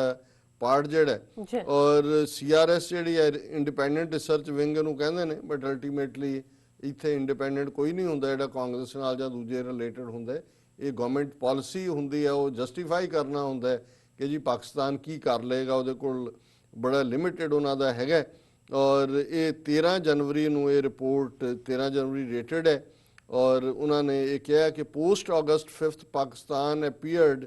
diplomatically isolated with Turkey being the only country to offer solid and explicit support for Islamabad's position. ਇਹਦੇ ਤਾਂ ਦੇਖੋ ਕੋਈ ਸ਼ੱਕ ਨਹੀਂ ਹੈ ਕਿ OIC ਦੇ ਜਿਹੜੇ ਮੈਂਬਰ 57 ਮੁਸਲਮਾਨ ਦੇਸ਼, ਸਾਊਦੀ ਅਰੇਬੀਆ, UAE, ਜਿਨ੍ਹਾਂ ਨੇ ਛੱਜ ਬੰਨਿਆ ਹੋਇਆ ਆਪਣੇ ਨਾਲ ਜਿਹੜਾ ਇਸਲਾਮਿਕ ਲੀਡਰਸ਼ਿਪ ਦਾ, ਉਹਨਾਂ ਨੇ ਤਾਂ ਟੋਟਲੀ ਬਿਟਰੇ ਕੀਤਾ ਆਪਣੇ ਲੋਕਾਂ ਨੂੰ, ਆਪਣੇ ਹਮ ਮਜ਼ਹਬਾਂ ਨੂੰ, ਕਸ਼ਮੀਰੀਆਂ ਨੂੰ। ਇਹਦੇ 'ਚ ਕੋਈ ਸ਼ੱਕ ਨਹੀਂ ਹੈ। ਪਰ ਕੋਈ ਅਮਰੀਕਾ ਨੂੰ ਪੁੱਛੇ ਕਿ ਜੇ ਪਾਕਿਸਤਾਨ ਆਈਸੋਲੇਟ ਹੋਇਆ ਤੁਸੀਂ ਕਿੱਥੇ ਹੋ, ਤੁਹਾਡੀ ਮੋਰਲ ਪੋਜੀਸ਼ਨ, ਤੁਹਾਡੀ ਪ੍ਰੈਕਟੀਕਲ ਪੋਜੀਸ਼ਨ, ਤੁਸੀਂ ਜੰਮੂ ਕਸ਼ਮੀਰ ਦੇ ਲੋਕਾਂ ਦਾ ਨਾਲ ਜਿਹੜਾ ਸਿਕਿਉਰਿਟੀ ਕੌਂਸਲ 'ਚ ਇਕਰਾਰ ਕੀਤੇ ਕਿ ਜੀ ਕੋਈ ਜਿਹੜਾ ਉਹ ਤੁਹਾਨੂੰ ਅਸੀਂ ਭਰੋਸੇ 'ਚ ਲਵਾਂਗੇ, ਉਹਦਾ ਕੀ ਬਣਿਆ? ਔਰ ਇਹ ਹੁਣ ਟਰਕੀ ਦੇ ਨਾਲ ਮਲੇਸ਼ੀਆ ਵਿੱਚੋਂ ਗਾਇਬ ਕਰ ਦਿੱਤੇ, ਕਿਉਂਕਿ ਮਲੇਸ਼ੀਆ ਨੇ ਵੀ ਉਵੇਂ ਹੀ ਸੋ ਮਤਲਬ ਕਹਿਣ ਦਾ ਹੈ ਕਿ ਇਹ ਵੀ ਉਹੀ ਲਾਈਨ ਲੈ ਰਹੇ ਨੇ। ਔਰ ਇਹ ਜਦੋਂ ਅਸੀਂ ਕਈ ਵਾਰ ਤੁਸੀਂ ਇਨਰ ਕਦੇ ਡੀਕਲਾਸੀਫਾਈ ਹੋਣਗੇ 30 ਸਾਲ ਬਾਅਦ ਕਿ ਇਸ ਪੀਰੀਅਡ 'ਚ ਟਰੰਪ ਔਰ ਮੋਦੀ ਦੇ ਕੀ ਚੱਲ ਰਿਹਾ ਸੀ, ਮੈਨੂੰ ਕਦੇ ਇਹ ਭੁਲੇਖਾ ਨਹੀਂ ਹੈ ਕਿ ਜੋ ਵੀ ਮੋਦੀ ਨੇ ਕੀਤਾ ਇਹਨਾਂ ਨੂੰ ਭਰੋਸੇ 'ਚ ਲੈ ਕੇ ਕੀਤਾ। ਔਰ ਇਹਦੇ 'ਚ ਵੀ ਪੋਸੀਬਿਲਿਟੀ ਹੈ ਕਿ ਇਹ ਕਰਨ ਲਈ ਵੀ ਹੋ ਸਕਦਾ ਹੈ ਇਹਨਾਂ ਨੇ ਸਾਰੀ ਲਾਈਨ ਲਈ ਹੋਈ, ਕਿਉਂਕਿ ਇਹਨਾਂ ਦਾ ਜੇ ਤੁਸੀਂ ਚਾਈਨਾ ਪ੍ਰਤੀ ਵਤੀਰਾ ਦੇਖੋ, ਔਰ ਜਿਹੜਾ ਅਸਲੀ ਇਸ਼ੂ ਇਕਨੋਮਿਕਲ ਹੈ ਅਗੇਨ, ਔਰ ਉਹ ਇਕਨੋਮਿਕਲ ਕੋਰੀਡੋਰ ਹੈ, ਕੱਲਾ ਚਾਈਨਾ ਪਾਕਿਸਤਾਨ ਨਹੀਂ, $380 ਬਿਲੀਅਨ ਦਾ, ਜਿਹਦੇ 'ਚ 60 ਦੇਸ਼ ਜਿਨ੍ਹਾਂ ਦੇ ਨਾਲ ਉਹ ਰਾਫਤਾ, ਯੂਰਪ ਦੁਨੀਆ ਦੇ ਵਿੱਚ ਵਾਰ ਹੀ ਉਹ ਹੈ। ਔਰ ਉਹਦੇ 'ਚ ਜਿਹੜਾ ਹੁਣ ਇਹਨਾਂ ਨੇ ਲਦਾਖ ਸਿੱਧੀ ਯੂਨੀਅਨ ਟੈਰੀਟਰੀ ਬਣਾ ਕੇ ਆਪਣੇ ਕੰਟਰੋਲ 'ਚ ਕਰ ਲਈ ਹੈ, ਔਰ ਜਿਹਦਾ ਹੁਣ ਕੋਈ ਜ਼ਿਕਰ ਵੀ ਨਹੀਂ ਕਰਦਾ, ਉਹ ਸਾਰਾ ਜਿਹੜਾ ਰਾਊਟ ਹੈ ਉਸ ਇਕਨੋਮਿਕਲ ਕੋਰੀਡੋਰ ਦਾ, ਉਸ ਲਦਾਖ ਔਰ ਉਸ ਖਿੱਤੇ ਦੇ ਨਾਲ ਜੁੜਿਆ ਹੋਇਆ। ਸੋ ਜ਼ਾਹਰ ਤੌਰ ਦੇ ਉੱਤੇ ਇਹ ਵੱਡੀ ਗੇਮ ਹੈ, ਕਿਉਂਕਿ ਉਹਨਾਂ ਨੂੰ ਲੱਗਾ ਵੀ ਕੀ ਹੈ, ਪਾਕਿਸਤਾਨ ਦੇ ਉੱਤੇ ਸਿਰ ਤੇ ਉਹ ਤਲਵਾਰ ਵੀ ਲਟਕਾ ਦਿੱਤੀ ਇਕਨੋਮਿਕਲ ਸੈਂਕਸ਼ਨਸ ਦੀ, ਔਰ ਦੂਸਰੇ ਪਾਸੇ ਇਹ ਗੁੱਡੀ ਗੱਲਾਂ ਵੀ ਕਿ ਜੀ ਮਾਈ ਫਰੈਂਡ, ਔਰ ਦੂਸਰਾ ਤੀਸਰਾ। ਮੈਂ ਸਮਝਦਾ ਕਿ ਵੀ ਇਹ ਜਿਹੜੀ ਇਹਨਾਂ ਦੀ 25 ਪੇਜ ਦੀ ਰਿਪੋਰਟ ਹੈ, ਇਹਦੇ 'ਚ ਇਕੱਲਾ ਪਾਕਿਸਤਾਨ ਨੂੰ ਹੀ ਨਹੀਂ, ਈਵਨ ਚਾਈਨਾ ਨੂੰ ਵੀ ਜਿਹੜਾ ਰਗੜਾ ਦਿੱਤਾ ਹੈ। ਉਸ ਦੇ ਵਿੱਚ ਇਹਨਾਂ ਨੇ ਕਿਹਾ ਕਿ ਵੀ ਪਾਕਿਸਤਾਨ ਨੇ UNSC security council session China ਦੀ ਸਪੋਰਟ ਦੇ ਨਾਲ ਕੀਤਾ ਕਲੋਜ਼ ਡੋਰ, ਔਰ ਇਹ 5 ਡੈਕੇਡ 'ਚ ਭਾਵੇਂ ਪਹਿਲੀ ਵਾਰੀ ਹੋਇਆ। ਪਰ ਇਹ ਕਹਿੰਦੇ ਨੇ ਜੀ ਮੈਨੀ analyst view Islamabad as having little credibility on Kashmir given its long history of covertly supporting militant groups there। और फिर उन्होंने even चाइना के हवाले नाल भी कहा कि भी जड़ा China given also that Pakistan and its primary ally China enjoy limited international credibility on human rights issues, Islamabad may stand by and hope that self-inflicted damage caused by New Delhi's own policies in Kashmir and more recently on citizenship law will harm India's reputation and perhaps undercut its recent diplomatic gains with Arab states such as Saudi। ਹੁਣ ਇਹ ਉਹ ਜਿਹਨੂੰ ਕਹਿੰਦੇ ਨੇ ਕਿ ਵੀ ਪਾਕਿਸਤਾਨ ਦੇ dreams ਨੂੰ ਵੀ ਇਹ ਇਹਨਾਂ ਦੀ ਰਿਪੋਰਟ ਕਰ ਰਹੀ ਹੈ ਕਿ ਉਹਨਾਂ ਦੇ ਕੋਲ ਤਾਂ ਕੋਈ ਆਪਸ਼ਨ ਨਹੀਂ ਹੈ, ਜੀ ਕਿਉਂਕਿ ਫੇਲ ਹੋ ਗਏ, ਜੰਗ ਕਰਕੇ ਵੀ ਦੇਖ ਲਿਆ, ਔਰ ਚਾਈਨਾ ਨਾਲ ਹੈ, ਚਾਈਨਾ ਦੀ ਆਪਣੀ ਕੀ ਕ੍ਰੈਡੀਬਿਲਿਟੀ ਹੈ ਇੰਟਰਨੈਸ਼ਨਲੀ, ਸਿਰਫ ਇੱਕ ਟਰਕੀ ਨਾਲ ਖਲੋਤਾ ਹੈ। ਉਹਨੂੰ ਕਿਹਾ ਹੁਣ ਪਾਕਿਸਤਾਨ ਇੰਤਜ਼ਾਰ ਕਰੇ ਕਿ ਜੀ ਉੱਥੇ ਜਿਹੜਾ ਸੀਏ ਦੇ ਉੱਤੇ ਚੱਲ ਰਿਹਾ ਹੈ ਔਰ ਇੰਡੀਆ ਦੀ ਕ੍ਰੈਡੀਬਿਲਿਟੀ ਰੈਪੂਟੇਸ਼ਨ ਥੱਲੇ ਨੂੰ ਜਾਏ, ਸਾਊਦੀ ਅਰੇਬੀਆ ਔਰ ਦੂਜੇ ਨਾਲੋਂ ਟੁੱਟਣ, ਤੇ ਫਿਰ ਉਹ ਇਵੇਂ ਹੀ ਹੈ ਕਿ ਮੂੰਹ ਟੱਡ ਕੇ ਬੈਠ ਜਾਓ ਕਿ ਉੱਤੋਂ ਕੋਈ ਮੀਂਹ ਦੀ ਬੂੰਦ ਜਿਹੜੀ ਆਏਗੀ ਉਹ ਤੁਹਾਡੇ ਮੂੰਹ 'ਚ ਪੈ ਜਾਏ, ਤੇ ਇਹ ਗਨੀਮਤ ਹੈ। ਸੋ ਮੈਂ ਸਮਝਦਾ ਹਾਂ ਵੀ ਇਹ ਡਰਟੀ ਪੋਲਿਟਿਕਸ ਹੈ। ਜੀ ਪਾਕਿਸਤਾਨ ਦੇ ਜਿਹੜੇ ਵੀ policy maker, decision maker, law maker ਨੇ, ਹਾਲਾਂਕਿ ਜਿਸ ਕਿਸਮ ਦੀਆਂ ਉੱਥੇ ਡਿਬੇਟਸ ਜਾਂ ਦੂਸਰੀਆਂ ਜੋ ਚੱਲਦੀਆਂ ਨੇ ਉਹ ਕਈ ਵਾਰ ਬੜੀਆਂ ਨਿਰਾਸਤਾ ਵਾਲੀਆਂ ਹੁੰਦੀਆਂ ਕਿ ਵੀ ਚੈਲੰਜਸ ਕੀ ਨੇ ਔਰ ਜਿਨ੍ਹਾਂ ਦੇ ਉੱਤੇ ਚੈਲੰਜ ਨੇ ਔਰ ਉਹਨਾਂ ਦਾ ਜਿਹੜਾ ਰਵੱਈਆ ਉਹ ਕੀ ਹੈ। ਓਕੇ ਪਰ ਫਿਰ ਵੀ ਅਸੀਂ 80 ਲੱਖ ਕਸ਼ਮੀਰੀਆਂ ਦੇ ਨਾਲ, ਭਰਾਵਾਂ ਭੈਣਾਂ ਦੇ ਨਾਲ ਦੁਆ ਕਰ ਸਕਦੇ ਹਾਂ, ਇਹੀ ਕੁਝ ਕਰ ਸਕਦੇ ਹਾਂ ਕਿ ਭਾਈ ਉਹਨਾਂ ਦੀ ਪੀੜ ਨੂੰ ਆਪਣੀ ਪੀੜ ਸਮਝਦੇ ਹਾਂ। ਜੀ ਪਰ ਮੈਨੂੰ ਇਹ ਲੱਗਦਾ ਹੈ ਕਿ ਵੀ ਇਹ ਗੰਦੀ ਸਿਆਸਤ, ਗੰਦੇ ਲੋਕ, ਇਹ ਡਾਲਰਸ ਦੇ ਭੁੱਖੇ ਲੋਕ ਲਾਸ਼ਾਂ ਗਿਣਦੇ ਰਹਿਣਗੇ, ਇਹ ਡਾਲਰ ਗਿਣਦੇ ਰਹਿਣਗੇ। ਜੀ ਡਾਕਟਰ ਸਾਹਿਬ ਤੁਹਾਡਾ ਬਹੁਤ ਬਹੁਤ ਸ਼ੁਕਰੀਆ, ਤੁਸੀਂ ਪਹਿਲਾ ਅਹਿਮ ਇਸ਼ੂ ਸਾਡੇ ਦਰਸ਼ਕਾਂ ਨਾਲ ਸਾਂਝਾ ਕੀਤਾ। ਇੱਥੇ ਲੈਣੇ ਆ ਬ੍ਰੇਕ ਤੋਂ ਬਾਅਦ ਆਪਾਂ ਜੋ ਦੂਸਰੇ ਇਸ਼ੂ ਨੇ ਉਹ ਡਿਸਕਸ ਕਰਾਂਗੇ, ਪਰ ਉਸ ਤੋਂ ਪਹਿਲਾਂ ਆਪਾਂ ਬ੍ਰੇਕ ਲੈ ਲੈਣੇ ਆ। ਬ੍ਰੇਕ ਤੋਂ ਪਹਿਲਾਂ ਮੈਂ ਆਪਣੇ ਦਰਸ਼ਕਾਂ ਤੇ ਸਰੋਤਿਆਂ ਨੂੰ ਅਪੀਲ ਤੇ ਬੇਨਤੀ ਕਰਨਾ ਚਾਹੁੰਦੀ ਹਾਂ। ਵਿਊਅਰਸ, ਜਿਸ ਤਰ੍ਹਾਂ ਕਿ ਤੁਸੀਂ ਜਾਣਦੇ ਹੋ ਕਿ TV 84 ਇੱਕ ਪੰਥਕ ਚੈਨਲ ਹੈ। TV 84 ਸਿੱਖਾਂ, ਕਸ਼ਮੀਰੀਆਂ ਤੇ ਭਾਰਤੀਆਂ ਨਾਰਥ ਈਸਟ ਸਟੇਟਾਂ ਦੇ ਲੋਕਾਂ ਦੇ ਸਵੈ-ਨਿਰਣੇ ਦੇ ਹੱਕਾਂ ਦਾ ਹਾਮੀ ਹੈ। ਅਸੀਂ ਚਾਹਾਂਗੇ ਕਿ ਤੁਸੀਂ TV 84 ਦੀ ਚੜ੍ਹਦੀ ਕਲਾ ਲਈ ਵੱਧ ਤੋਂ ਵੱਧ ਡੋਨੇਟ ਕਰੋ। ਡੋਨੇਟ ਕਰਨ ਲਈ ਸਾਡੀ ਵੈਬਸਾਈਟ TV84.tv ਤੇ ਜਾ ਕੇ ਪੇਪਲ ਦੀ ਵਰਤੋਂ ਕਰਕੇ ਵਨ ਟਾਈਮ ਡੋਨੇਟ ਕਰ ਸਕਦੇ ਹੋ, ਮੰਥਲੀ ਡੋਨੇਟ ਵੀ ਕਰ ਸਕਦੇ ਹੋ। ਤੁਸੀਂ TV 84 ਦੇ ਨਾਮ ਤੇ ਚੈੱਕ ਬਣਾ ਕੇ ਸਾਨੂੰ ਮੇਲ ਵੀ ਕਰ ਸਕਦੇ ਹੋ। ਸਾਡੇ ਇਸ ਪਤੇ ਤੇ 36-01 37th Avenue, Long Island City, New York 11101 USA, ਜਾਂ ਫਿਰ ਤੁਸੀਂ ਸਾਨੂੰ ਫੋਨ ਰਾਹੀਂ ਵੀ ਸੰਪਰਕ ਕਰ ਸਕਦੇ ਹੋ ਸਾਡੇ ਫੋਨ ਨੰਬਰ ਤੇ 5164060694। Thank you so much viewers. ਵਿਚਾਰਾਂ ਦਾ ਸਿਲਸਿਲਾ ਇਸ ਤਰ੍ਹਾਂ ਚੱਲਦਾ ਰਹੇਗਾ। ਮਿਲਦੇ ਹਾਂ ਛੋਟੇ ਜਿਹੇ ਬ੍ਰੇਕ ਤੋਂ ਬਾਅਦ।